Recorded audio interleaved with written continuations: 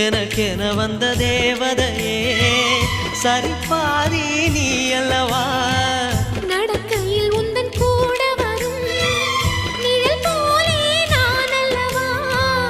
கண்ணன் கொண்ட ராதையர ராமன் கொண்ட சீதையர மடி சேர்ந்த பூரதமே மனதில் வீசும் மாருதமே நன்றி சொல்ல உனக்கு வார்த்தை இல்லை எனக்கு நான் தான் மயங்குறேன்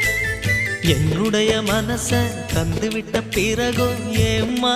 கலங்குற